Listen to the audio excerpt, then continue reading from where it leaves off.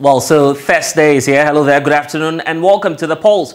We are coming to you live from our studios here in Accra. We are live on your digital terrestrial TV because we are free to air. Catch us live on DSTV channel 421 and GoTV channel 144. This is Joy News, independent, fearless, and credible journalism. Coming up this afternoon on the program, government may not be solely responsible for the activities that feed into the assessment of press freedom. That's according to the Ministry of Information, as government welcomes the latest press freedom ranking with a promise to address the adverse findings identified in the report. Government is putting in the necessary steps, including taking input from technocrats and industry experts to facilitate the passage of the broadcasting bill, which will regulate the content space and potentially reduce the attacks that endanger journalists and journalism. This afternoon as well, we're focusing on Clocks Act. Nearly all local assemblies across the country are grinding to a halt as there is no end in sight for the protracted industrial action of members of the Civil and Local Government Staff Association. Imagine for just these 2 weeks, virtually everything has come to a halt. We are doing our best, but without them, you can never achieve whatever you are supposed to achieve as an assembly.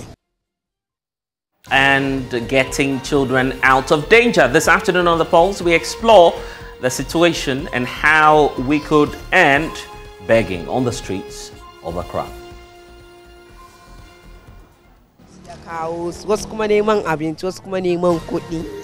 Some came for food, but others are also looking for more. For me, I wished I could go back to school, but we can't afford it. This is the reason we came to beg. We have been here for 2 weeks now. If my mom had money, she would have educated us.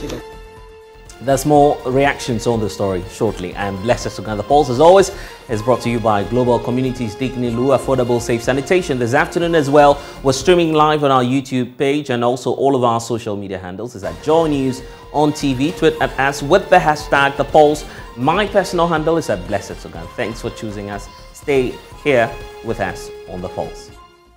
Well, so this afternoon, press freedom has slumped in Ghana, but it may not entirely be the fault of government. This is contained in the state's official response to the latest Press Freedom Index, which downgraded Ghana by 30 points on the league table for 180 countries. After a series of reactions to the latest index, the Ministry of Information says it welcomes the findings within the report. However, there's a lot happening in terms of the government official response on this matter, which we need to break down for you. So the Ministry of Information has put out a statement signed by the Information Minister, Kojo Nkrumah, which we need to break down for you, indicating reasons, accounting, or government's position on all of the latest findings that we're having from Reporters Without Borders.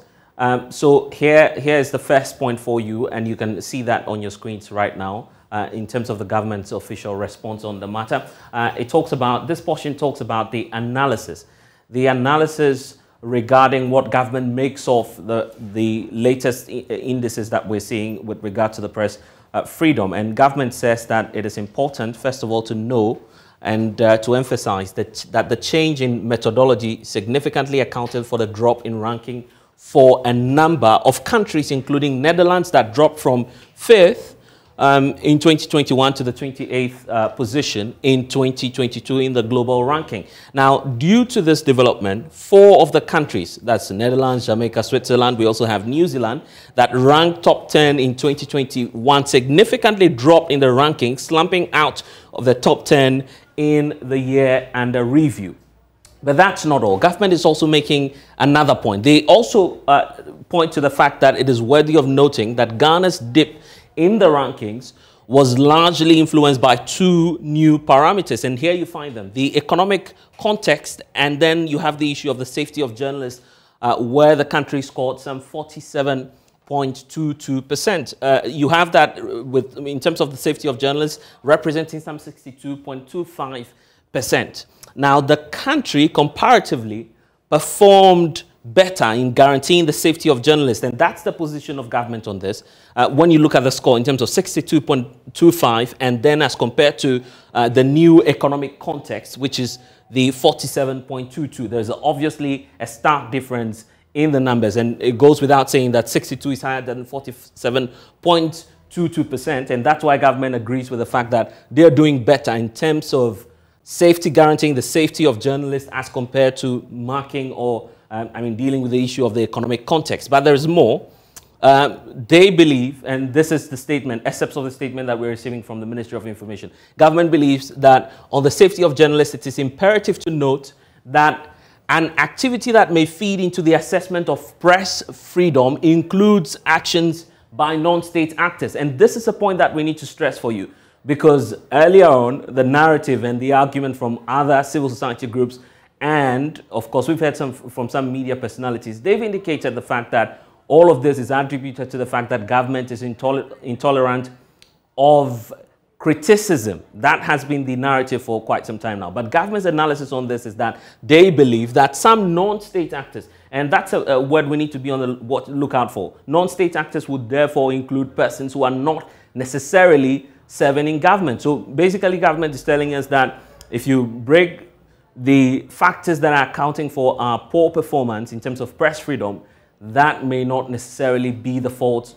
all throughout of government. There are issues, and they lay that out in the next point, issues of false news and then propaganda. They talk about it here. Look at it. It's also striking that the new report took into consideration the effect of opinion media, propaganda, disinformation, and fake news, and their adverse impact on press freedom ranking for affected countries. So this is as a result of the growing political and social tension, as they are pointing out, leading to information distortions and the publication of false news, particularly across social media platforms. So government is increasingly becoming worried, not just about the fact that they need to act, they're also concerned about what some persons are on social media writing about activities that are happening within the country, because misleading information would obviously feed into the perception and how we're faring in terms of press freedom. So this is where government is focusing on, the fact that they are not the sole actors when it comes to ensuring and guaranteeing press freedom. So what's the way forward generally? Government has been, of course, telling us what they intend to do in the coming days, and they indicate that despite the caution from publishers of the reports that care should be taken when comparing the 2022 rankings and the 2021 rankings. That's also one point that we need to note, that there are the methodology, as government is arguing, the methodologies are not necessarily the same. So you can't compare, in the view of government, 2021 to 2022. That's the key point they're making. But they're saying that in spite of all of these challenges, government will be taking a few steps. And we need to look at some of these steps. The first one is that government is saying they'll be working in collaboration with the National Media Commission to deepen the execution of coordinated mechanisms on the safety of journalists. You recall that this mechanism was launched about a year ago, when the information minister collaborated with some civil society groups and then the NMC to launch an outfit where media personnel could report cases of infractions and attacks on journalists. That coordinated mechanism, as government is telling us now, will be the way forward. They are enhancing that, and stakeholder consultations will continue on that. But they're also pointing out that collaboration will continue with stakeholders, including civil society.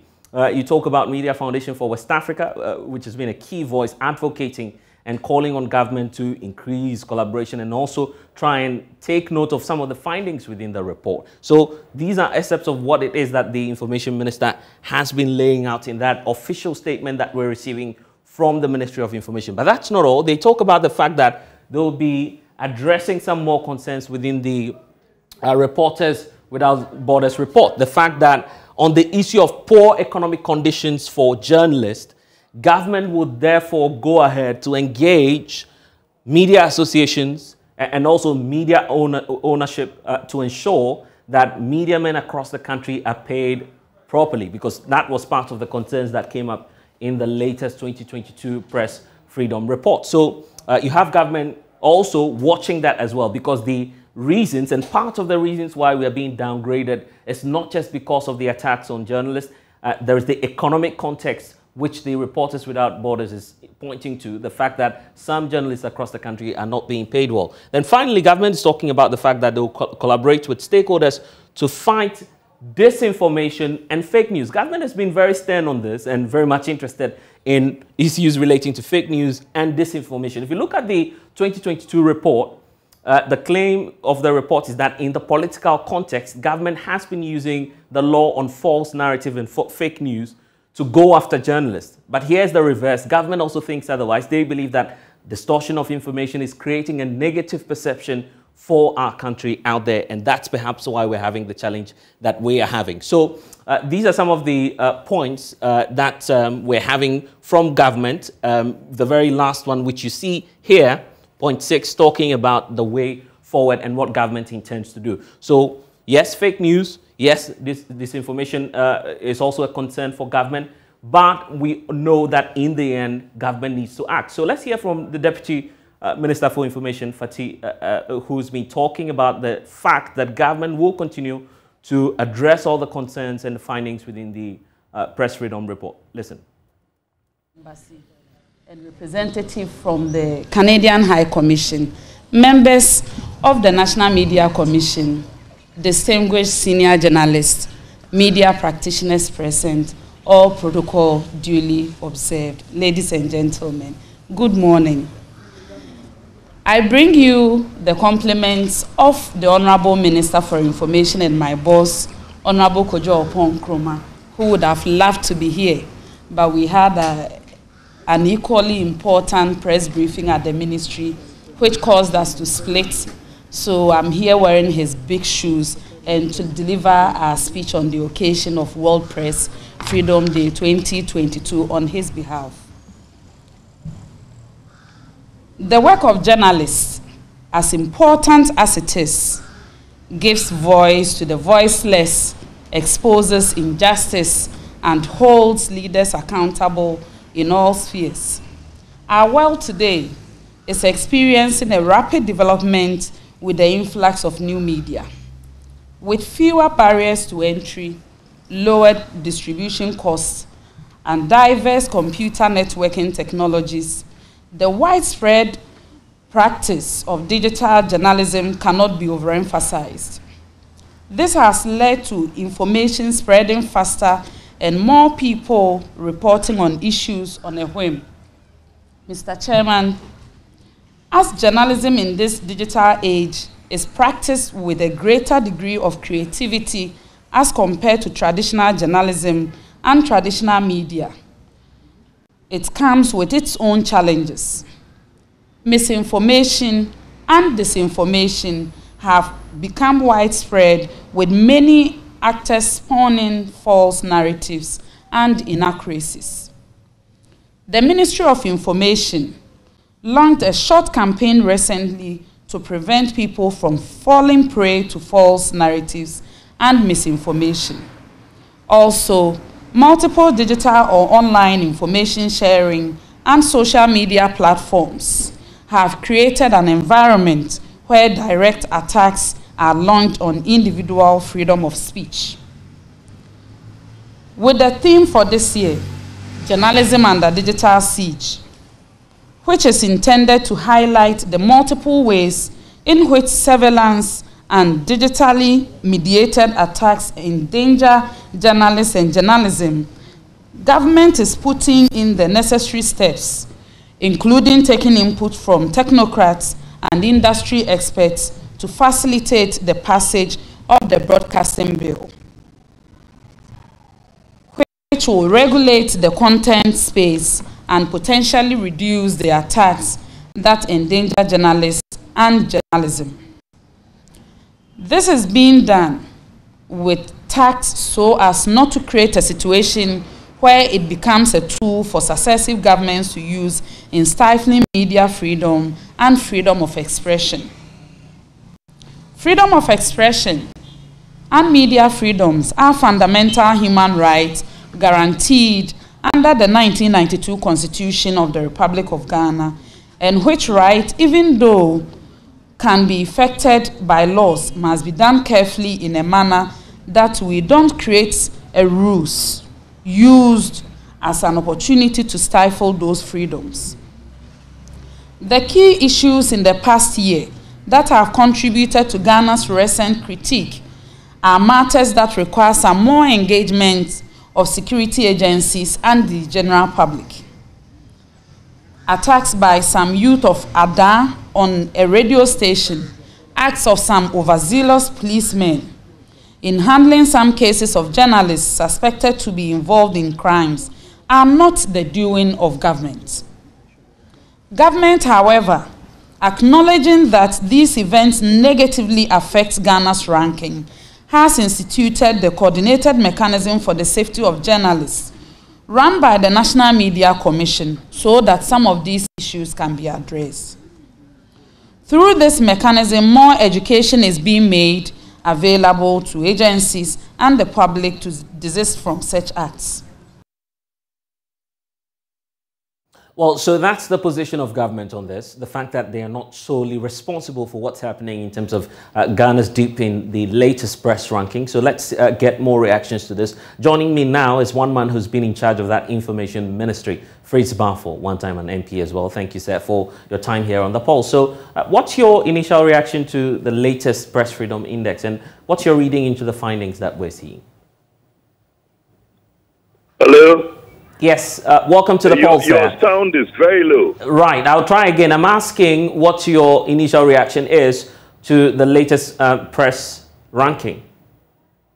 Well, I think it's not in the best interest of the country, and I think that we need to improve on the enabling environment for the press in the country.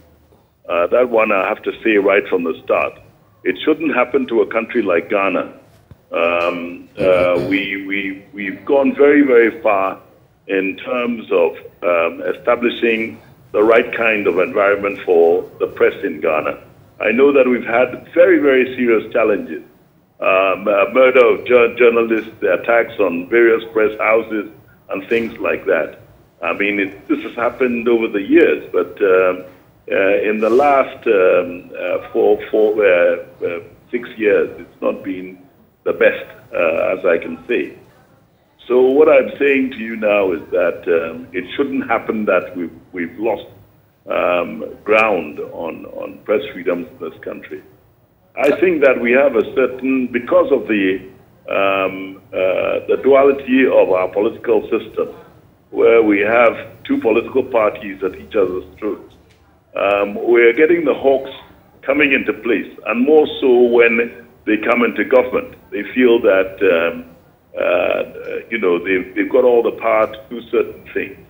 And that gives us a real problem because, if you don't have the will to engage the press in a way that is satisfactory according to international best practices, then it is a problem, because the press is a very important aspect and facet of the society that we all belong to.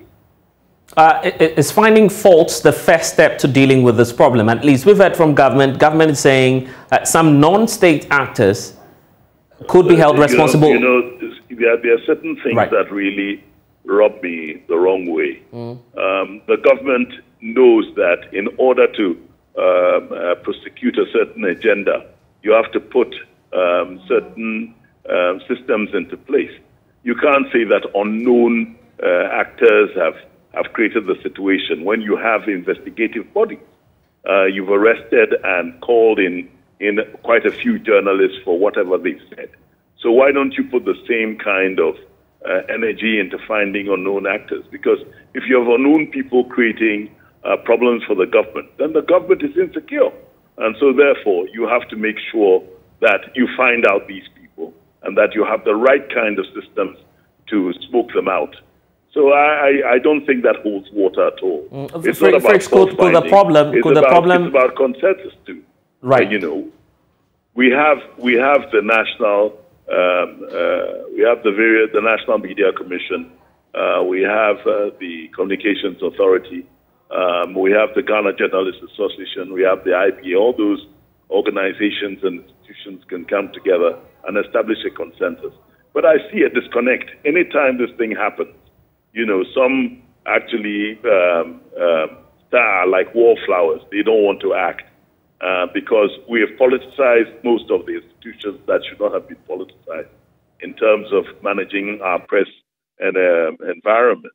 You know, the Media Commission was brought on to protect the press and to also establish the kind of standards that would inure to the benefit of the country at large.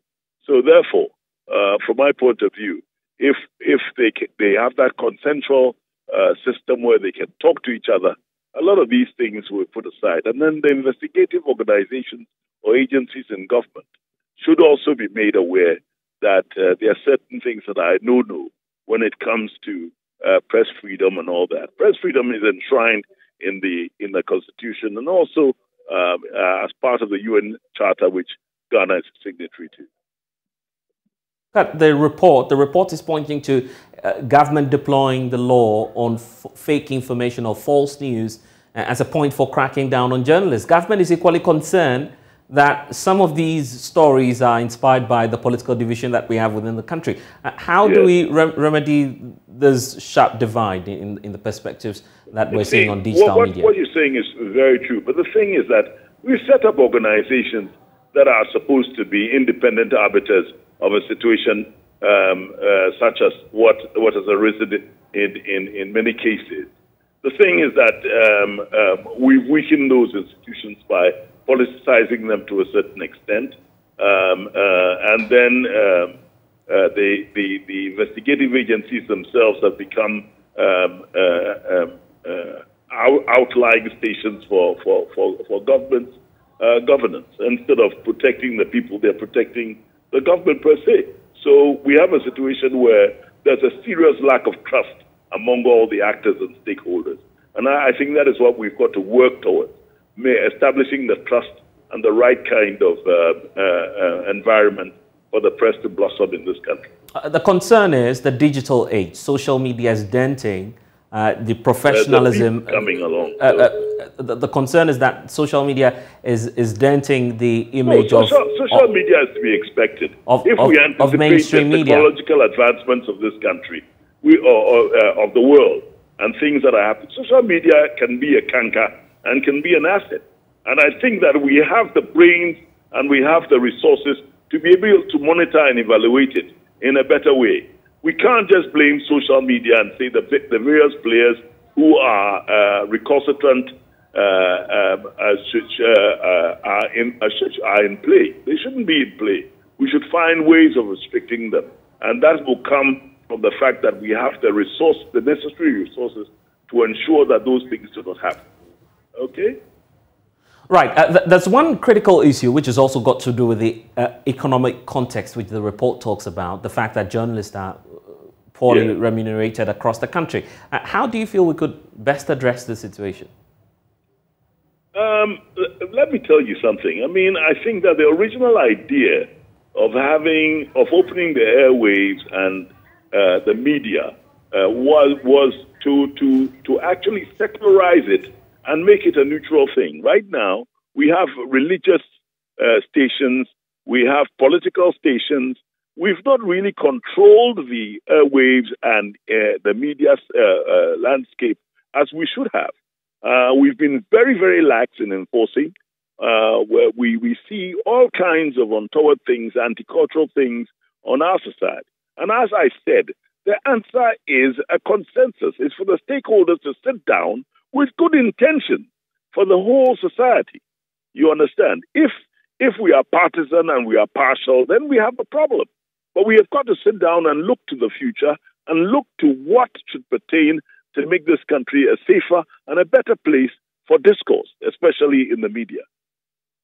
For your time, Fritz Baffle, one time also a media personality. I need to add that as well. We're grateful that you've been able to share your concerns with us. Let's now get the perspective of government on this. Joining me now is Pelgrave Boachi Dankwa, government spokesperson on governance, and he will help us understand what it is that the Information Ministry has been trying to break down for us.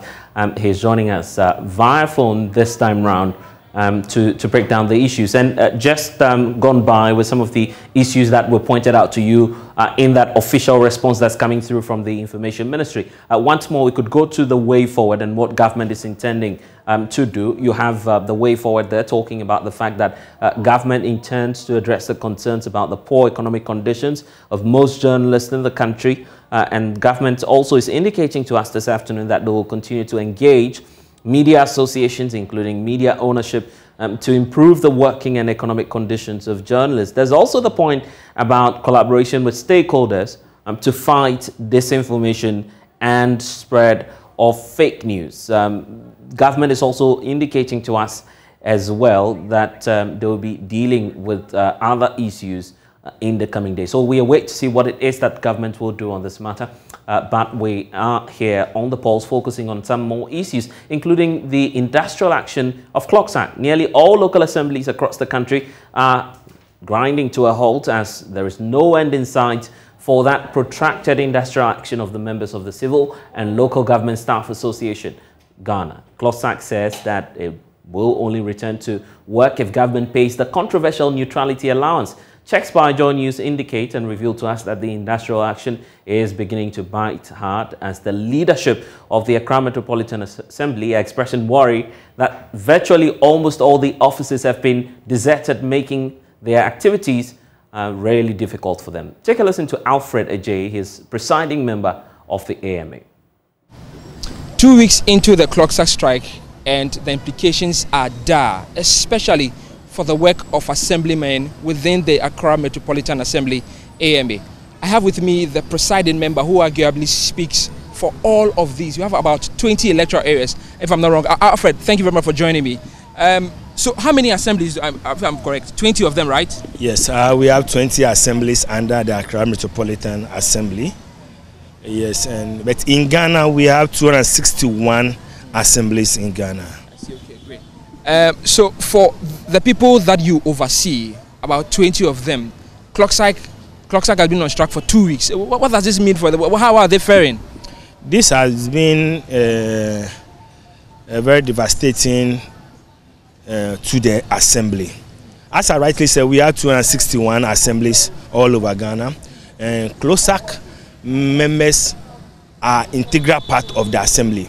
They work at the Human Resource Department, at the Finance Department, at the Works Department. You can name all the 16 departments. All these 16 departments is headed by a director. The directors are parts of the Clocks Act. We have structures at the assembly. We have the subcommittees at the assembly. These subcommittees is chaired by the assembly members, but the secretaries to the subcommittees are the Clocks Act members. Okay, they are the secretary that take record, that take minutes of everything. From there, that's where we take the policy decision at the subcommittee level.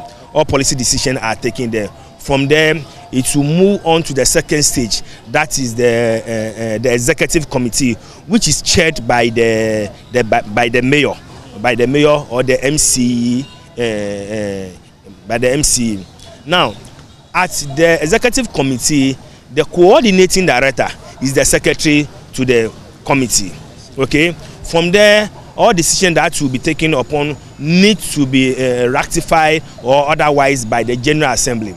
The General Assembly, it is the presiding member who chaired or who preside over the General Assembly. And even at the General Assembly, the coordinating director is also the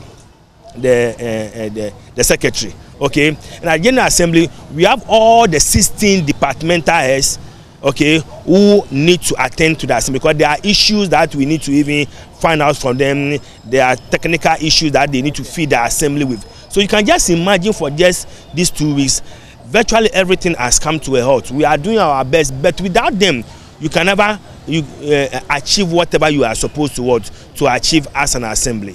As for the effect, it has really affected us greatly. So that's why we are pleading with the Clocks Act members at the same time to we are also talking to the government should also prioritize this as soon as possible for them to sit down with them jaw as to whether it's neutrality allowance, the name that needs to be changed or whatever. That is not the main discussion, but the impact that it has had on the respective assembly, the 261 assemblies, is very, very impactful. Great. Let me thank you very much. So that's the presiding member for the Accra Metropolitan Assembly, and essentially ending with a plea to government and Clockside, who are the feuding sides at the moment, to find some middle ground so all this can end, so the impact that they face can end very soon. For JoyNews, Michael Ashali from the Accra Metropolitan Assembly. Let's get more on this. Joining me via Zoom now is J.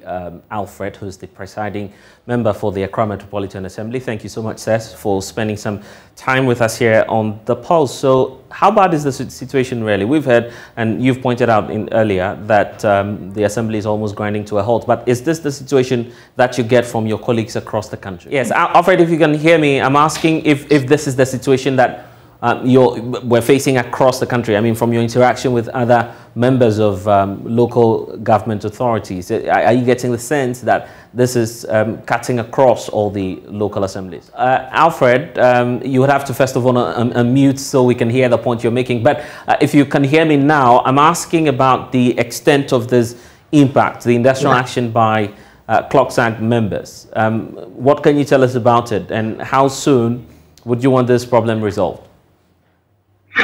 Thank you very much. Thank you very much once again. As rightly said, the industrial strike has really affected the entire 261 MMDs in Ghana. Close-up members form an integral part of all the MMDs in Ghana. Reason being that at every department, now, at the Metropolitan Assembly, we have 16 departments because it's a metropolitan. At all these departments, it's being headed by directors. Okay? And so you can just imagine if none of them is coming to work, or because of this strike, they are not available. Directly or indirectly, it brings the administrative running of every MMD to ground zero. And directly it also affects us as assembly members.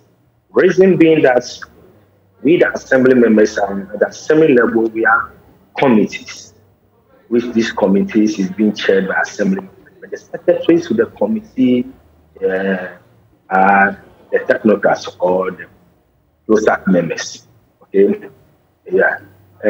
From there, we have the executive committee, which is being headed by the municipal chief executive, which at that particular meeting to the secretary to the assembly, that is the coordinating director, is the secretary at that particular meeting before it will come to the general assembly too, which we need all these technocrats to be around. So you can just imagine, should any assembly be having their general assembly meeting today, the close-up members or the technocrats or the directors will not be available. So it has really had an effect in the entire 260 MMDs in Ghana. Have you been engaging the local government ministry over your concerns, and what response are you getting from them? We've not engaged them, but I'm also using this platform because they've raised concern, and we believe that whatever concern that they've raised, as you said, the impact is... Jay, if you can hear me, you were making a point about... great one. It has really affected us. Also, we also...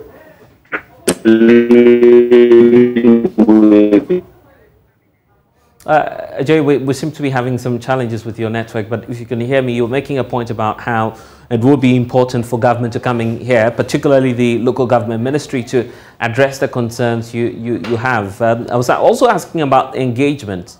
If at least it's not working, your appeals are not working, why not walk to perhaps the offices and engage the ministry on this matter?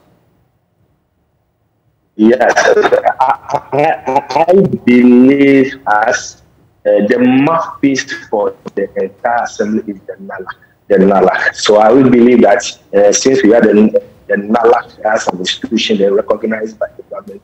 They must also take the initiative to address this. But in my position as the presiding member for this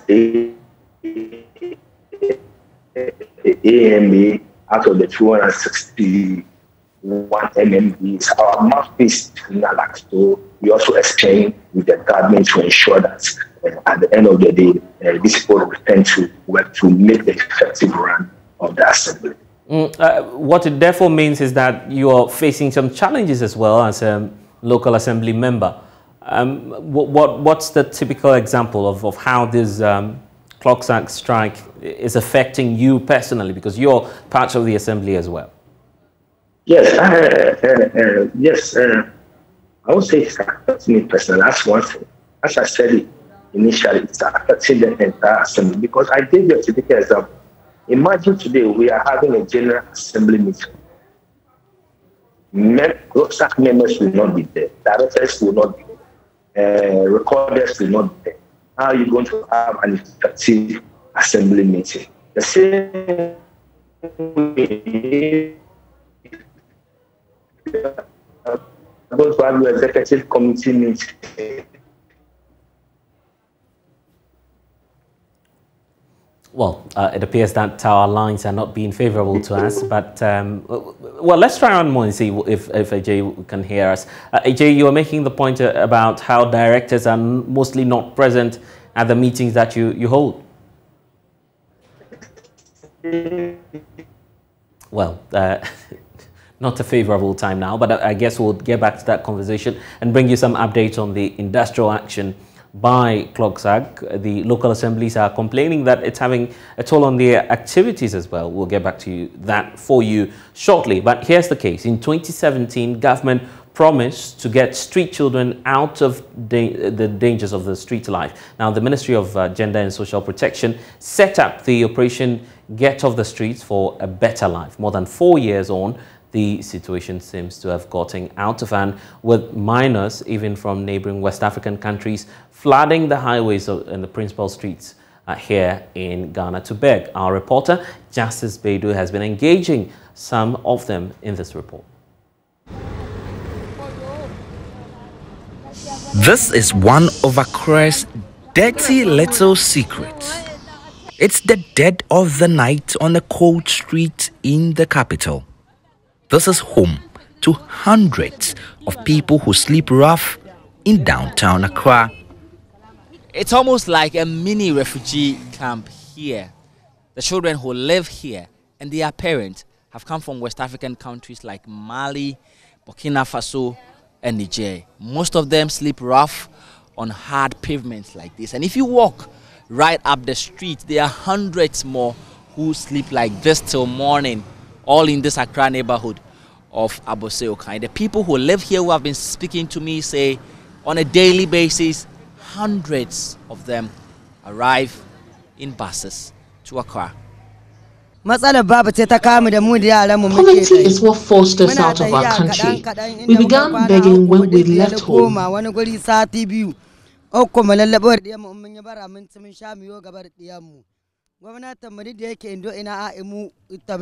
spent 3 months on our journey with our kids. Our government does not help us. We are only here because of poverty. When we get what we want, we'll go back.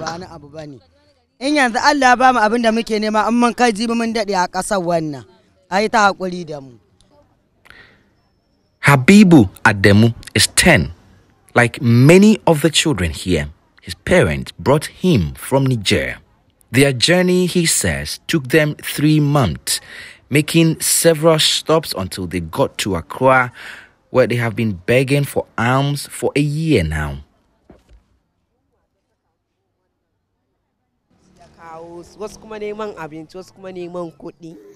Some came for food, but others are also looking for more. For me, I wished I could go back to school, but we can't afford it. This is the reason we came to beg. We have been here for 2 weeks now. If my mom had money, she would have educated us. There are some beggars who want to make money from begging, to even build houses, but ours is just to feed and go back to school.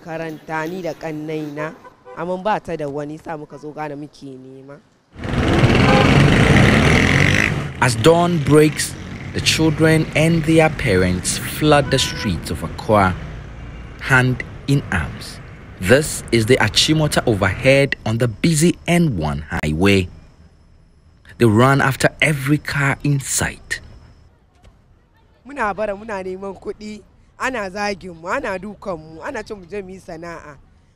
beat us every day on the streets. They abuse us. They ask us to go and work because we are able. One day, a car ran over my hand and it got broken. This job is tough. We need help. More than 61,000 persons below the age of 18 are living on the streets of Accra alone, according to a 2021 study by the Center for Social Policy Studies at the University of Ghana. The Beggars and Destitutes Act of 1969 makes begging criminal. And yet, like many other laws in Ghana, there's rarely any enforcement. The ministry has initiated a program dubbed Operation Get Off the Street Now for a Better Life. Everybody deserves a better life.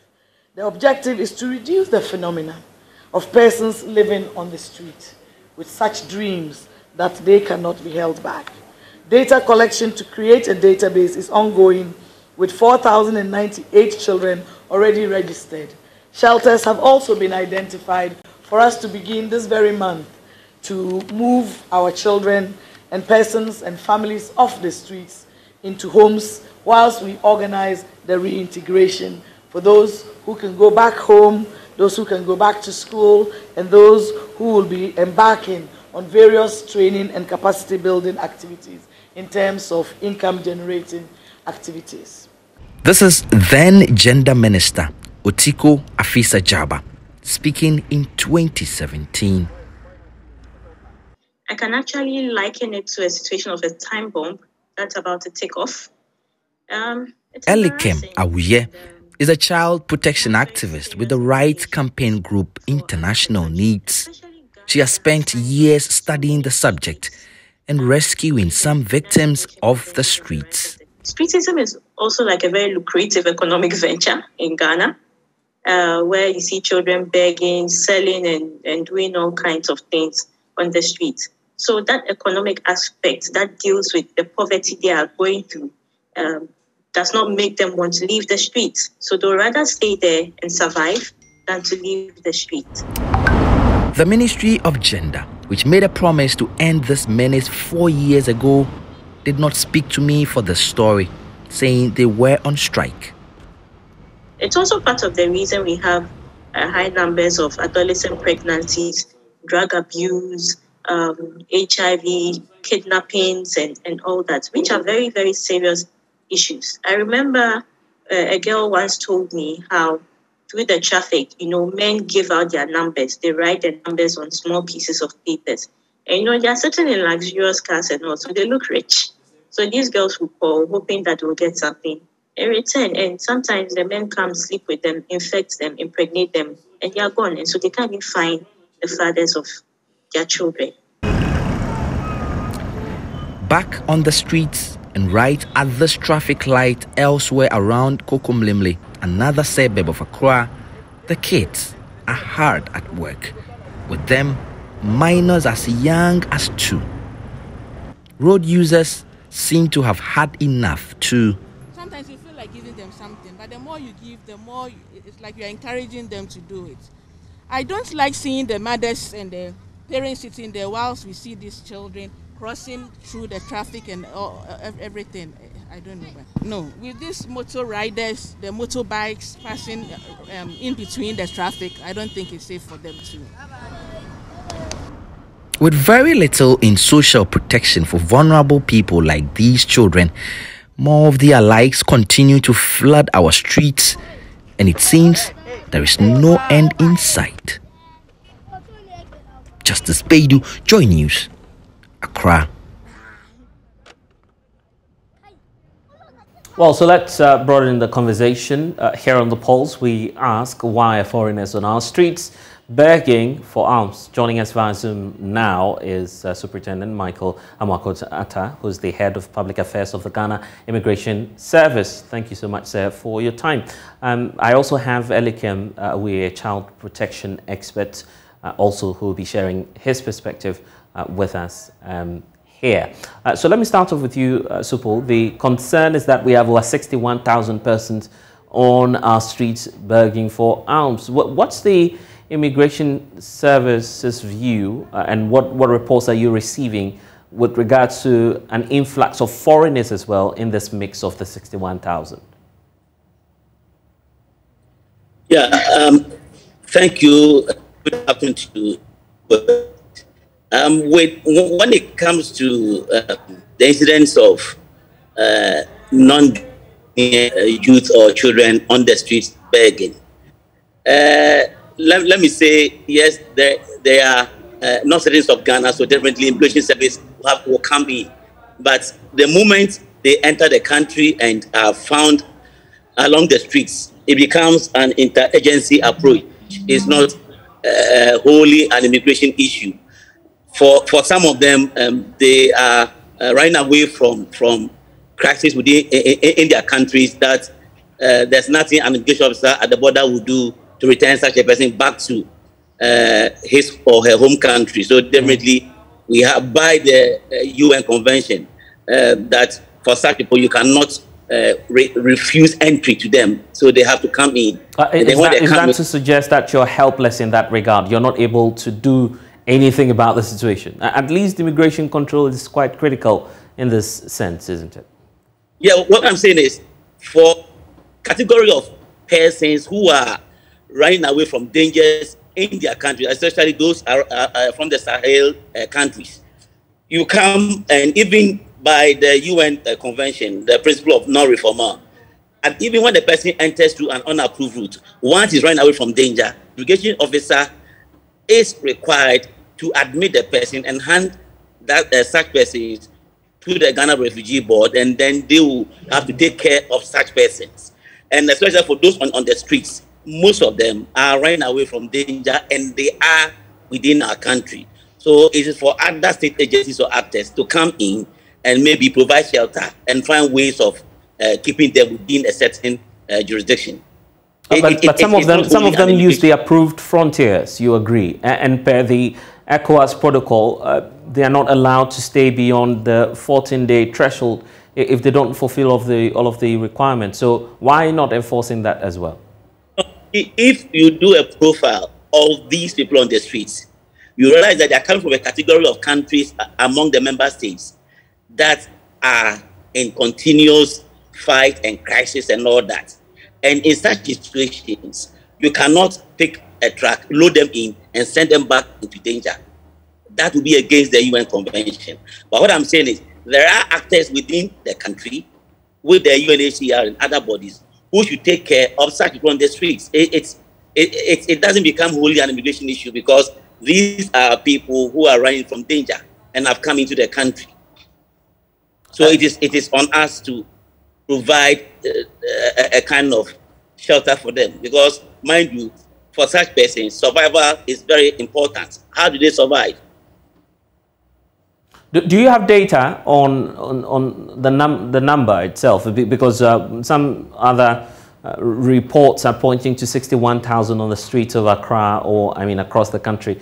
But I don't know if the Ghana Immigration Service, from your side, you have your official figures and the records on these people, because I'm not sure that the law permits that when you allow them into the country, they flood our streets. I'm not sure if that's the position of the law.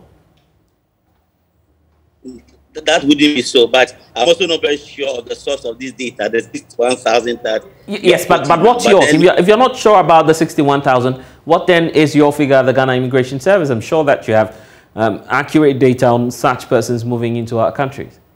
Yes, but as we speak, I wouldn't have it readily available. But what I said was that I don't know the source of this 61,000, where it is coming from. So I cannot confirm this figure, but then maybe if there's time, I can speak to the appropriate units of the service and get information on these people who are within our jurisdiction. So what's the level of collaboration between the Ghana Refugee Board and then the Immigration Service? Because you're supposed to be working in tandem so you are able to find a perfect place for these immigrants. Yes, like I said, we work with the Ghana Refugee Board. They provide us with training on how to identify and profile persons of such characteristics. I mean, who are running from danger and need to be provided with some kind of safety. So at the border or at the entry point, whether through an approved or unapproved, immediately such a person falls within the category defined by the Ghana Refugee Board. We hand them over to the Refugee Board, and then they process and provide them with the necessary assistance. I'm sorry if I may have to go back to this point, but it appears you're giving a broad stroke to what's happening. If you look at our busiest frontier, which is the Republic of Togo, the Aplao border, for instance, you're not suggesting to us, for instance, that there's a civil war in neighboring Republic of Togo, not to even talk about Nigeria, where some persons may also be coming from. So what's really the point when you say these persons are moving away from danger? No, see, that's what I'm saying, that if your team would do a profile of persons on our streets in relation to their states, where they are coming from, you realize that majority, over 90%, will be coming from people along the Sahel areas. And in these areas, we know that there are a lot of extremist activities, there are droughts and other life-threatening issues. So most of the people on the street are coming from such places as these. But that would not constitute the majority of the numbers, because the data will tell you, and of course you work at the Ghana Immigration Service, the busiest frontier is not necessarily through the northern border, you do agree? Yes. No, I know that, but for someone running away from danger, at times you will not turn towards an approved point of entry. The first point is where you think you'll be able to run faster and get past the enemy lines. So normally for some of these, they don't come through approved points of entry. They use the bush path, farm areas and all that. Again, I'm saying is, just try and do a profiling of the person on the streets and know their nationalities. Then you understand that it's not, let's say, if I may say, like people from the East Frontier, maybe Togolese or whatever. No, there are people from these areas. And for these people or for these persons, we need to support them or admit them by the protocols. Right. If you look at the report itself, and just as our reporter pointed out, some of these persons are brought into the country against their will. If you take a look at what the international conventions say on trafficking, it's obviously the case that the Ghana Immigration Service would have to either return these people or keep them so their governments could come for them. You're not doing either of these options or stipulations within the convention. So how about these groups of people as well? Yes, you see, if I'm getting it right, we have people who are being trafficked, who are definitely different from people who are running away from dangers because of war or whatever. But for those who are being trafficked, yes, they fall within our purview. And when we intercept such persons, then we handle them, take them to safe houses, reorient them, and then begin to find their embassies and then hand them over for them to be removed from our countries. That's a different ballgame. That if they are being trafficked against their will and all that, then we do what is needful. We intercept them and take them to some safe houses, then reorient them and try to investigate and get to know those who are behind and all that. Then we engage the embassies for them to be removed. And then, if possible, if we can get to the kingpins behind the smuggling and trafficking, then we deal with them. But for those who are on the street begging and all that, that's a different issue. And that's what I was alluding to in my earlier contribution. So how are you able to differentiate between those who are refugees and those who are not? Come again. How are you able to differentiate those who are refugees and those who are not? Because it appears that you're giving that picture that almost all of them are refugees.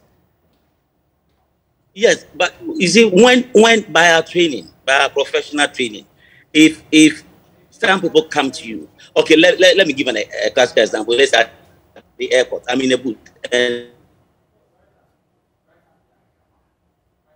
we are going to any of the Gulf states, and immediately the person is not a biological parent or relative, but it looks like an agent. So we begin to talk to the young ladies. Who is he? What are you going to do? Are your parents out? Then we get a bit of information about the intentions of the trip. Then immediately we intercept them. Those things are very easy for any immigration officer at the point of entry to identify that these persons are being trafficked.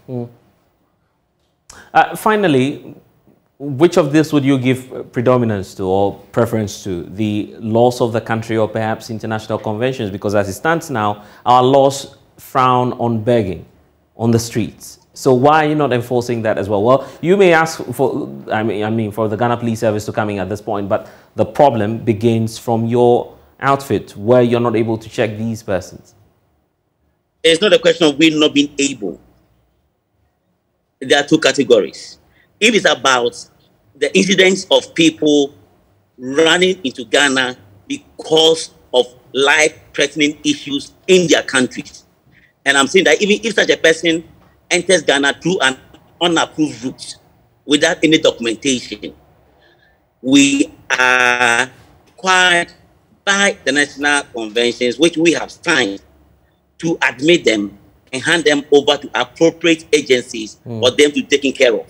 But if persons who are being trafficked or smuggled or persons who are migrants, then we know how to handle them and, if necessary, prosecute the kingpins behind this. It's not a question of not being able to manage the situation, but then there's an instance where there's a requirement of international law to assist such persons who are running away from danger. We just can't push them back. But there are instances where people are being trafficked or smuggled against their will, or even with their consent. It is still wrong against our laws. So that one, we will have to apprehend and deal with them according to law. But for somebody running away from danger, no immigration officer is trained to admit. But when they enter, there are other agencies, both state and international, who should come in and make sure that such persons are well catered for, not to end up on the streets or whatever. So that is the issue. And I guess in all of this, you're mindful of the implications for our national security. Yes, I know that. And they are not just in, but then those concerned actors have been talking, are also monitoring and knowing what to do at the right time. But for now, we'll have to leave it here. Thank you so much, Superintendent Amoako, for your perspective on this. Elikem is also with us. Elikem, earlier on, I was changing your gender, but that's the nature of our culture. Apologies for that. But let's also take your thoughts on what's happening on our streets. How do we deal with the situation? Thank you. I'd like to take it from where Superintendent looked at. And I think the concentration for this discussion has been on people who are coming into Ghana and not necessarily also on people who are already in Ghana who are on our street. I think we should look at those two probably at the same time, because we do have foreigners, but we do also have children who are on the streets who are also Ghanaians, and it makes up for a big number on the streets as well. I'd like to talk about when Superintendent talks about running away from danger. And whilst he was talking, I'm like, okay, so you are running away from danger into another dangerous situation. Because if you're running away from danger and you find yourself on the street with all of the vices and child protection or social protection issues that you are exposed to, then you are not free. Again, if we look at the data, over 61,000, unfortunately, one of the areas we are lacking in is detailed data. And then we can talk about the number of Ghanaians who are those who are foreigners, the age groups, and all that. However, the situation remains very serious. 61,000 is a big number for street children. And so I think we really need to do something about it. The consequences of streetism is something that burdens our country. I mean, you talk about education, you talk about health, you talk about national security, and all the social protection issues, including adolescent pregnancy, abuse of drugs and all that. I mean, the consequences are too dire for us as a country. And again, it does impact our SDGs, right? It has implications for our SDGs as well. And so I think that we need to really look at it. Well, we may be talking about the Immigration Service, but one of the government agencies responsible is the Gender Ministry as well. What's your expectation from them? At least we know that there's a policy to get children off our streets, but that has not been working for the past 4 years. I remember a few years ago, one of our partners made a joke that even in front of the Ministry of Gender, you find children begging and selling on the street. That's just by the way. But we do have policies and we have laws in this country that forbid streetism. You can talk about the Children's Act, the UNCRC, and so many policies that are in place. What's happening is the fact that we are not able to implement and enforce these policies to ensure that streetism is reduced or it ends in our country. For the Ministry of Gender, I was going to say initially that the Immigration Service is not the only institution that needs to really work on this with the police. Everybody needs to come on board. Within the local government, we have the Department of Social Welfare, the policies that the Ministry of Gender is pushing to ensure this has to end. There's a lot of work that needs to be done. But most importantly is the fact that we do have the laws, we have the policies in place. What we need is enforcement. And we cannot enforce if we do not have resources. For instance, how does social welfare do engagements or sensitize people on streetism if they do not have, for instance, vehicles, or they do not have people out there, or they can't access communities that are, bringing these people onto the street. So they need the resources to be able to enforce these laws and make sure that the people on the streets have a safe place to be, just like Superintendent said. I know UNICEF has been promoting foster parenting, unlike institutionalism, where you take children to orphanages or institutions where they grow up. They are looking more at children growing in healthy and safer homes where there's some bonding. So we need to work on these issues and make them a reality so that if the children are running from danger, they are not running back into danger, but instead they are running into safer places where they can have access to quality education, where they will have access to good health, and that won't have children falling sick and burdening our national health insurance scheme the more, where children will not be abused, sexually harassed, won't be raped, defiled, and where our national security is not threatened. But you've been doing your independent search as well on this matter, and you point out the fact that even some of these teenagers are being lured by some persons on the streets, especially at night as well. What more can you tell us about that? Well, as far as I know, talking to some of these girls especially, this is something that happens a lot.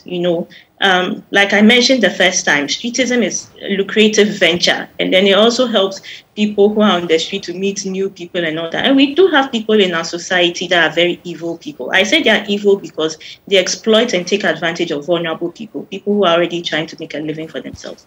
So what they do is that they exchange contacts, or they'll probably say, let's meet here or park here. And because they know you're in a situation of vulnerability, they offer you more often money, and of course it's good.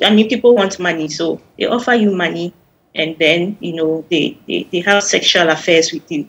And I have come across girls who have shared their stories with me, and and some of these girls got pregnant and don't even know who the fathers of their children are. And some of the men would deny it and say, oh, you're a prostitute, so I'm not sure I'm the one. But it's these same people that expose you to these things. And I think that if we don't deal with the issue of streetism, we are going to have more social issues to deal with. And one more thing before we wrap up on this conversation. The big question as to whether or not you are, of course, as an individual, should be flouting the law, trying to help these young ones on the streets, or not giving them at all. What's the appropriate thing? What would you recommend that we continue to give or not give to these children on the streets? Personally, I do not buy from children on the street. I do not give money to children on the street. Every time I see them, I engage them. I ask them, are you in school? Where is your parent? Sometimes they'll point to him. 1 or 2 occasions, I'll actually walk to the parent. Because I believe that the more you patronize, you buy from them, the more they stay there, because it's a lucrative business. But if you starve them, from, making it lucrative, they'll find other alternatives. You're basically asking us not to give to children on the streets. That's what you're saying. Yes, don't give to children on the street so that they will find better options. Children need to be in school. Children need to enjoy their childhood. Even if they're not in school, they should be playing unpaid. Now, we don't see all the unpaid and all that. We are robbing children of their childhood. I thought you said these were vulnerable people. At least they need our help, right? Yes, but the fact that they are vulnerable, that's why we have the institutions that are supposed to come on board, all the institutions coming on board to remove these children so that they can be empowered and then they can live their lives. They can live full, their childhoods can be realized. Their talents and potentials can come out. But if we don't work together and we leave these people on the street and we are giving them money and they are enjoying, some of them are actually on the street because they want their freedom, especially the adolescents. You get to an age where you don't want any restrictions and all that. So they're on the street, they are giving them money, they are buying their drugs, they are partying, they are exploiting more girls. They would stay on the street because they are making money. So personally, I do not buy from children on the street. And there are unconfirmed reports as well that there are concerns of trafficking, where there's a syndicate pushing those young ones onto the streets. Have you also come across these reports, and what are some of your findings? Yes, I did. I think there was a documentary a few years ago that I thought would gain a lot of media attention that unfortunately it did not. A documentary where there's a syndicate that brings in children from other countries, and within the country, they have a place they sleep. You wake up in the morning, they give you breakfast, they take you to the street. Whatever money you make, you come, they give you a portion of it, and then you go back home. It's like business, It's business for these people that are exploiting children for their own personal gains. And this is just wrong. Just like we would treat any criminal, streetism and exploitation of children is wrong, and we should do something about it. I also like to say that sometimes our laws and some of the treaties we have signed on to are not very, very clear on streetism. We need to make it very, very clear. I see that a lot of the policies talk to it, they are related to it. However, they are not very clear, and we need to make it very clear what the punitive actions are and why we should deal with it. Alikem, bye for now. Well, the Executive Director for Child's Rights International, Bright Appiah, has also taken on government for failing to deal with the rising number of children begging on Ghana streets. He spoke on News Desk earlier today. We've not even started the fight at all. For us, we didn't get to a point to say that we've not been able to deal with the matter. So the state apparatus is finding it difficult to touch it because they don't know the extent to which the damage is and how they'll be able to deal with it even when they find themselves in the middle of the sea. So that is clearly what is happening now. But it being a national security issue is the fact that we have conducted research, and we are in court now to see how best we can deal with this particular matter. We have conducted a research, and it clearly shows that this is an organized activity. It is also something that affects the wealth of children. And the sad part of it is that foreigners are also taking advantage of it to run their affairs on the street because the social security system is a bit weak for that matter. Anybody at all feels that they can carry out their business within our social environment and all that. So one is a weak system. We should serve as we should send a signal to national security that anybody at all can participate in that environment for their personal gain. Again, we've also realized that when children grow to a certain level, like 12, 15, thereabouts, you will not find them on the street again. So the question is, where do they go? Who is responsible for them? And all that. These are things that, the state must be interested in to investigate, to come to a reasonable conclusion that, if I don't deal with this particular matter, things will happen. And Well, so you're still watching The Pulse here on the JoyNews channel. I am Blessed Sogah. We return shortly. We'll bring you some more stories. Please stay. Welcome back to The Pulse. Now, let's talk about the controversial electronic transfer levy. It's been 5 days since the levy kicked in, and already mobile money vendors are complaining about panic withdrawals at vending points. Now, we'll be engaging some of the leadership of the Mobile Money Agents Association shortly, but first, our research desk has actually put together a list of transactions exempt from the implementation or effectiveness of the electronic transactions levy. And we'll be bringing all that and more to you shortly. But let's speak now to Charles Kwesiado, who's spokesperson for the association, joining us via Zoom now. Charles, so here we are today. It's been day 5, and I'm sure that as vendors as well, you've been tracking the transfers and how people are reacting to the e-levy. But what can you say about the concern on panic withdrawals? What's your group noticing about the e-levy? Okay, Kofi, good evening to your cherished viewers, and thanks for having me. With regards to the panic withdrawal, as I stated earlier, you know, customers just took into our end right after the passage of the 1st of May. And I can say to you that 80% of customers that walk into our end or are in there to withdraw their money. Interestingly, because of the long holidays and the weekends, we the national executive leaders, want to assess the impact very well, starting from yesterday to Friday, so that we are conducting a survey, a 3-day survey, just to know the real impact, whether it was the holiday and the long weekend that attributed to massive withdrawal we encountered. So what you mean to say is that generally you've seen a lot of people walk to your vending points to demand for their cash? Definitely, yes. You mean that has been the trend? That has been the trend, yeah. Right from Friday, and then the effect itself was felt on Sunday when the e-levy was passed. And then, interestingly, it will surprise you that most of the banks are not working. And we believe that because banks were not working, everybody wants to just come to our end and withdraw. So that is why I said that's the executive is monitoring the system closely by conducting a short 3-day survey, 72-hour survey. Starting, that was yesterday, Wednesday, and it will end tomorrow, Friday. That will be able to give a better perspective to the cost of the massive withdrawal with regards to mobile money. At least I'm sure that by now the Ghana Revenue Authority has engaged your group on the modalities and also some of the concerns that you've been raising about the merchant SIM cards. Have you been able to rectify all of these anomalies, as you're terming it? Definitely, yes. Interestingly, we have had a call from the Ghana Revenue Authority. We'll be in a meeting with them tomorrow, 1 p.m. in the afternoon. So most of such issues will be addressed by them. And without even saying that, we have also conducted a series of investigations with regards to agent to bank transfers. Most of those transfers need not to attract any fee. But some of the banks, I will not want to mention their name now, are still doing same by charging most of the agents. And that has been a very bad thing on the part of the banks. So we are going to report to the Ghana Revenue Authority so that those banks will be brought to book.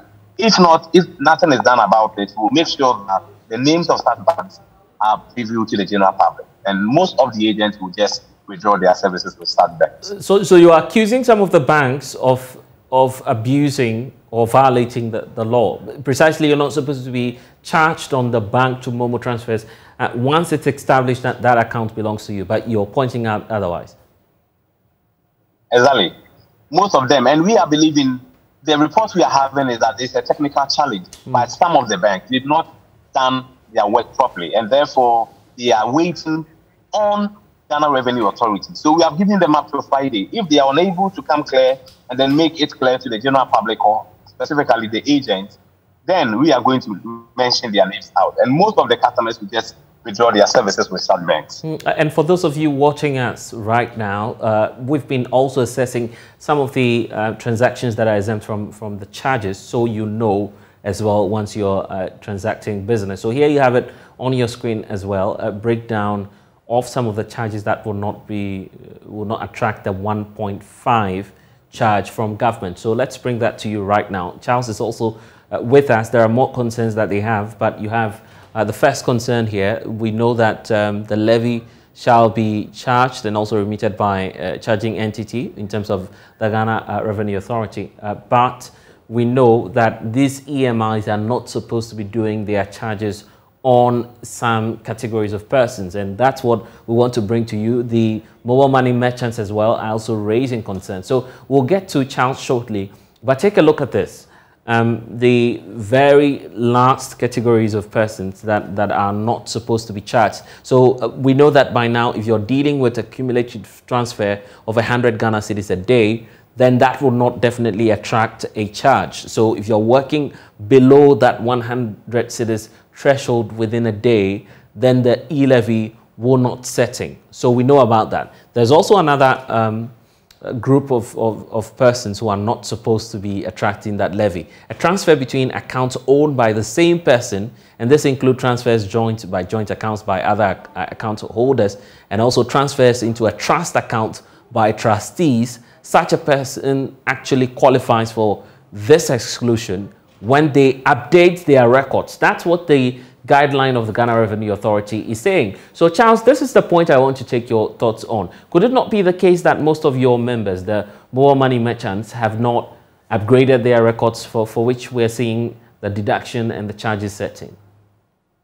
That is why I was quick to say that I would not want to mention the bank's name. We are going to have a meeting tomorrow with the Ghana Revenue Authority, and by so doing, we'll be able to ascertain whether indeed those agents or merchants have not been able to link up their account with their Ghana card. But interestingly enough, what we were privy to is that once your agent SIM is linked to your Ghana card and that of your bank, automatically there need not to be any deduction.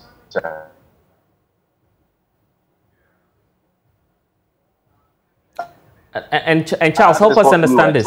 Most of them have been deducted. That is not quick enough. Mention the bank. Right. But Charles, help us understand this. By now, are there some areas in terms of the transactions that your group is not clear on, which you'd like to clarify when you meet the Ghana Revenue Authority tomorrow? Definitely, yes. That is the first option that I mentioned, that most of the accounts of the agent have been debited, which need not to be so. And then we want to source clarity with regards to third-party transactions.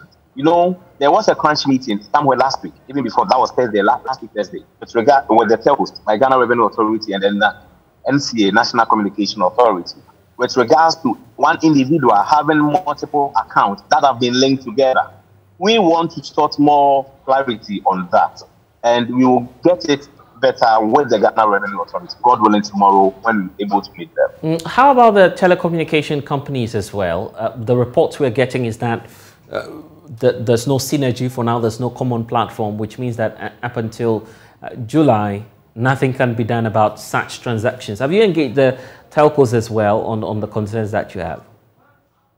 We are all partners in this game, and those aspects of the e-levy is technical. And those who are in charge of those technicality are the National Communication Authority. They are to merge with Ghana Revenue Authority and the telcos to have a harmonious platform or system for which we, the agents, will operate. So for that, I will not want to go there. I will leave that to the Communication Authority for them to address that. Yeah, but you deal with the telcos, so you agree that they hold some responsibility, at least to explain some of the modalities to your group. Definitely, yes. But, you know, those are some of the technical challenges that are initially stated. But I will not want to go there because before you speak to such technicality, you should be privy to certain information.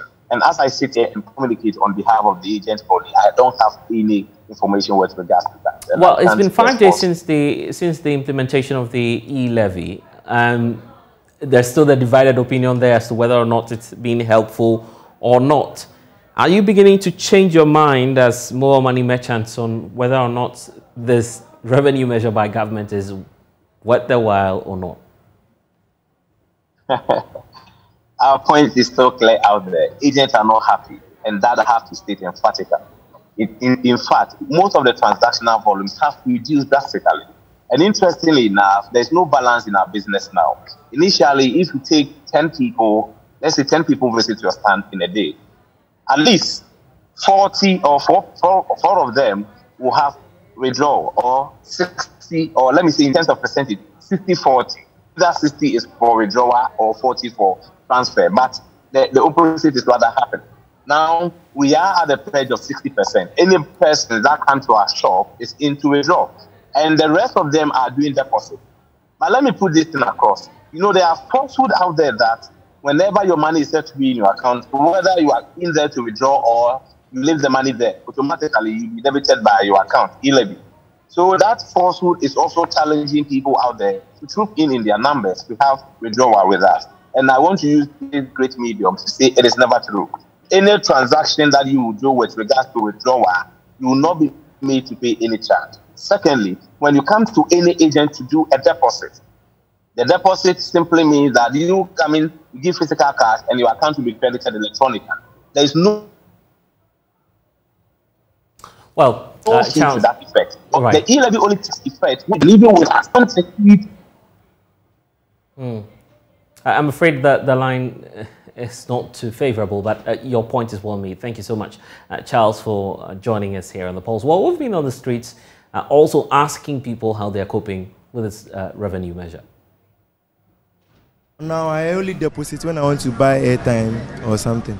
I have most of my money on me now, but maybe now the e-levy has come to stay with us, so the best thing is I'll still keep money in it all day, but for now I just want to hold on. I want to have a better understanding of the e-levy first before I do anything. We cannot stop doing it, you know. At the moment, you know, I've even sent money this morning. Only that we are not sending huge sum of money. Yes, but at least 100, 200, 300 maximum. Currently, the money on my Momo is 9.0%. What means that? It means that I'm not going to use the Momo accounts again, because I find it very difficult for me if having money to send to my parent or my junior sister who is currently at school, I have to pay double charges, which I find it is unfair to a normal Ghanaian. It's going to really affect, definitely, it's going to really affect the amount of transactions you do. Because just imagine you are paying 1.5 percentage on every 100 cedis transaction that you make per day. So just imagine I have about 300 Ghana cedis to send in a day. I will have to pay 1.5 over for 300 cedis. That is basically multiply 1.5 times 3. And that is quite cumbersome for us. I haven't done any transaction, and I'm going to be very careful on the transaction I make on Momo, because it's going to take quite a lot of money. So if it's not going to help, I don't think I'll do it. But where it deems necessary for me to do some transaction, fine, I don't mind, I'll do it. Since you are going to pay high amount of money, then you need to think about it before you make that decision.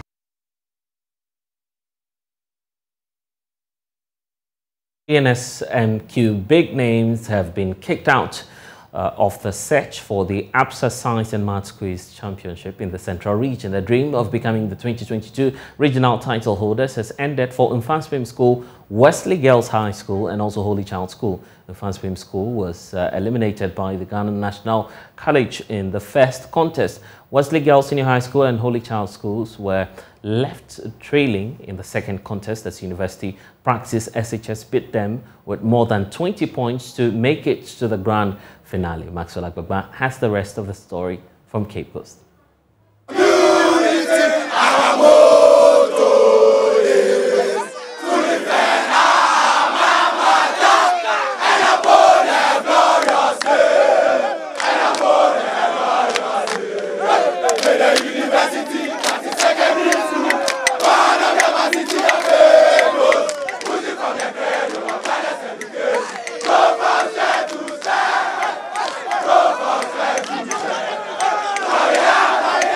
Well, this is it. University Praxis Senior High School has qualified for the grand finale of the National Science and Maths Quiz Central Regional Championship. Guess what? They beat former champions Wesley Girls High School, They also beat Holy Child School and Asin State College to qualify for the grand finale. It is uncontrollable joy here for this young man. Very, very excited. I'm very, very excited, and I know they are going to qualify for the finals, and we are expecting much more from UPS. What was it like beating Wesley Girls and Holy Child? Hi, the game was very, very fantastic and enthusiasm. Red people, University Park Secondary School. I saw the best from us. Okay. You be the best school in the world. You are an old student. What should we expect? You are an old student. What should we expect? Oh, at this time, you should expect the very best from us. You see, this one was just, it was not a contest. We are waiting for a gospel. But wait, you see us.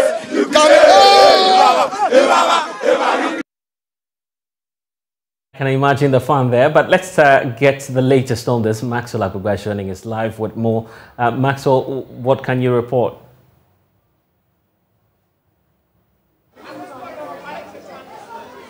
Yes, so take it away. I can see that you have the Zebra Boys with you. Yes, so Blessed, like you rightly mentioned, we are here in Cape Coast. And tell you what, this is not even the national championship of the Science and Maths quiz. This is just the Central Regional Championship. Central Regional Championship. Remember that we're in the Western region, and there in the Western region, Sama Senior High School actually won the title as Western Zone Champions. And now we're here in the Central region, and the search is on for the Central Regional Champions. Already, Ghana National College, they've qualified for the finals. We also have University Practice Senior High School, they've also qualified for the grand finale. We have St. Augustine's College, they've also qualified for the grand finale. Now, in some minutes, it will be happening behind me. We have at Disadel College, we have a Palm Senior High School, a Guafu Ibrahim Senior High School, and then Swedro Senior High School. The contest itself has not started, but already you can see this gentleman from a Disadel College poised for action, ready to make it to the grand finale. At Disadel College, are you guys ready? We are ready. We are ready. Oh, Santa Claus and stand up to honor those who are gilded the school with their fame. I am a mate, I blessing upon them. Please us remember the strength of their name. And it's a favor, the wish and the glory. As to respect and as to their gain. Those who come after will take up a story. May be worthy of singing again. Play up Santa Claus, play up and play the game. Give nothing but the best and never take the best. Play up for the school's great name. Leave as the state with bishop and patron. Great as the sons, they be good men and true. I'm in a father, rest of his soul, son. You and the meetings that you want to do. Get up the lights and the walls will be forward. Give up your best and the school you will see. If you will play at the work at the play, I don't play most of the play, so big. Play up Santa Claus. Play up and play the game. Give nothing but the best and never take a rest. Play up for the school's great name. Play up. Okay, so now let me find out. At this other college, are you making it? Are you making it to the grand finale? Are you making it to the grand finale? We've made it. 5 times. And we are also making it. We are making it again. Because we are either the first or the first. And we are making it. We are making it this year. See, we've won the championship. We are coming for the trophy. We are just coming for the trophy. We've won it already and we are coming for the trophy. So we are not joking over here. We are not joking. Okay, so just to give you an idea, we are actually here at the upper terrace, and the main competition itself is about to start. But what you can see right now are students from the Guafu Ibrahim Senior High School also getting ready. So, as you can see, the quiz mistress is seated, and soon you're going to have the contestants joining her on stage. And then the last contest for this championship would begin. Then we get to know the fourth school that will join the other three schools in the grand finale. They go for Brem Senior High School. Can I feel you guys? Yeah, you can do. You can feel it. You can feel it. Yeah. We are coming to finish them. Yeah, straight. Mama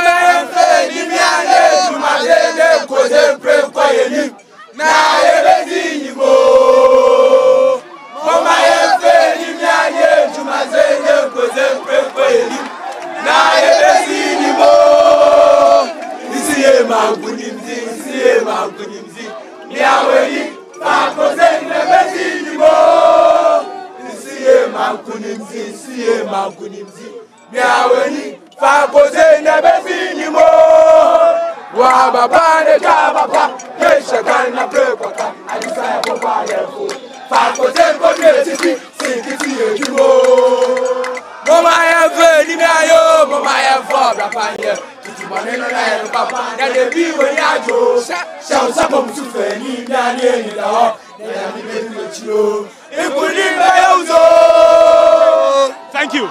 So this is what it is like here at the Center for National Culture. It's actually very hot here at the upper terrace. We're going downstairs right now, and the last contest will begin. Then we get to know all the schools that will be in the grand finale. So over to you, Blessed.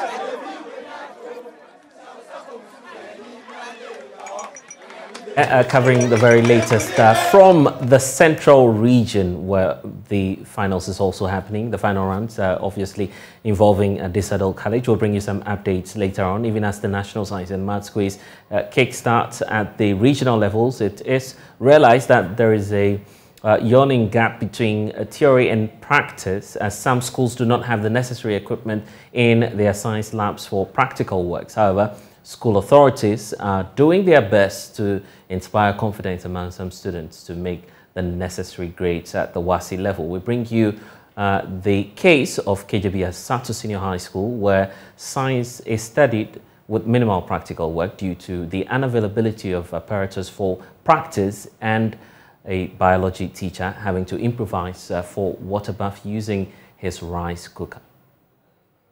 So next year, hopefully, you'll be writing your WASI and also preparing towards WASI. How difficult is it going to be for you now that you don't have adequate tools to study? Yes, it's difficult because sometimes when we are about to do the practical, because of the inadequate apparatus or equipment, we come as a group. But for the chemistry, we need to do individual so that we can feel the team. But because of the inadequate apparatus, we come as a group to do it. So some of us don't understand. Farida and her mates, during one of the chemistry class sessions, the science lab, which was stacked between the years 2000 and 2001, has not seen any major refurbishment since. Just like the tomb, beautiful outside, horrible within. Broken slabs, pipes and benches are the initial physical evidence when you step into the labs. The students and teachers would have to make the best out of the situation. David is the chemistry teacher at the school. Our lab is not the standard one. So we are praying that in future things will improve. Yeah, there are so many things we lack in this lab. For example, the gas pipeline is not working. It's not in a good shape. So and there are some chemicals as well. There are some chemicals which are not here. So recently, I think last year July, at Edu Science of UK, they provided some. And that is fueling our progress so far in the science. But we need more. If you check the lab right now, we only have some few hydrochloric acid left. So when it comes to the practicals like our activities, we suffer a lot. So how do you do practical lessons that involves maybe the use of gas and all? How do you improvise? Okay, there is an improvisation at the school. Last time when we were about to write the WASI practicals, they provided us with the cylinder, the gas cylinder. So that's what we are using. Normally connected to the tube or the pipeline. While we the students here, and the students will come and do their test. So how is that affecting quality lesson delivery as a professional? And actually, you see, chemistry practicals, students have to feel it individually. So when you do it like that, when the master is doing it here, it serves as just a demonstration. So it's definitely affecting the students. They have to feel it themselves. When they see it, they don't believe it like that. So once they are doing it. So it means that they don't have the hands-on practical work to do in the lab. Yes, that's what we are saying. But it's not, or some of them, for example, preparation of solutions and those things, we have adequate materials available for that. The situation is no different at the physics and biology laboratories. Though the biology teacher indicated he has enough apparatus for practical work, he has to improvise for a practical session using his rice cooker as a water bath. Anytime we want to do test for any food substance, we need the water bath, like I already said.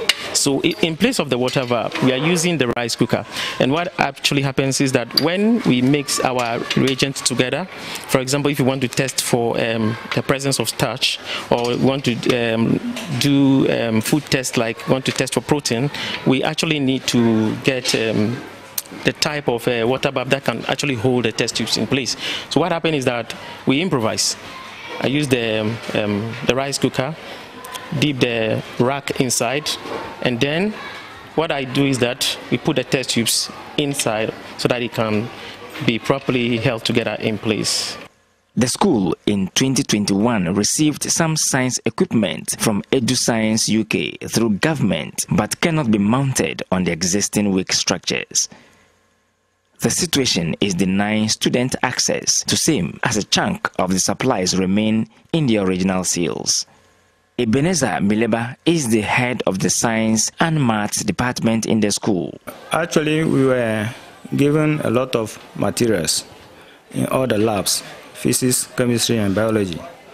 But the materials are there, but the structures are not well in order. They are not in order to fix the materials in the lab. So the lab is in a dilapidated state. So we need a lot of changes. If you can do that before you can fix the materials, I think that would be better. The situation of lack, the prefects of the school argue, is affecting the academic work as candidates and preparations for the National Science and Maths quiz. Some of the equipment or the apparatus are not in excess, and this really makes it difficult for some students to cope, because if they are asked to do an experiment in a group, some are not able to do it to their satisfaction. Hence, it makes them not able to do it and do it well. And in our WASI, we write science practicals, such as chemistry.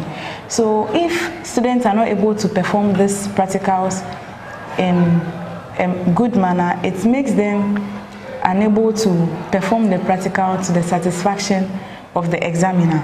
Lack of these equipment and instruments in the laboratory is one of the key factors which is leading to our failure in the science and maths quiz.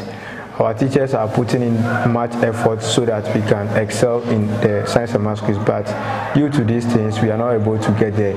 One, the projectors. A lot of schools, what they do is they watch lectures and they watch the quiz, the past ones, and predictions about the quiz on the television. But we don't, here lies the case, we don't have the projectors where we can watch all these things. So, though we are preparing, but we are not preparing effectively for us to get to where we are planning to get. Cephas Adamvo is the assistant headmaster in charge of academic work in the school, and he has this to say. CASEC is very strong when it comes to the sciences. Year in, year out, we qualify for the championship, we get to Accra, but because we don't have the best of facilities in the lab, we get somewhere before the quarterfinals, we are eliminated when we meet the very, very big schools. And this has also affected us in a way, because we start the training of our students when they come to the first year. But it appears the lab, we don't have those things to, you know, to really train our students with. So seriously, it's affecting us. You see the students every year, they qualify at the regional level. We are now in OT, we qualify and then go to Accra. But when we get to Accra and other things come to play, you see that those well-resourced schools, they are able to pass through. And we don't seem to be having that. So at the end of the day, it appears what we are doing, yes, we may be doing the work, but it's not really yielding results. So we just want our people to come. In fact, individuals, the NGOs are into education. All students, yes, you are doing your bit, but please, we need more. Come on board and see how best you can help us. We know Kase can get there if we have the facilities or the resources to be able to prepare our students with. Definitely, the sky will even be a starting point, not the limit. Peter Sanu for JoyNews. And thanks for staying with us here on The Pulse. We'll return shortly after this break.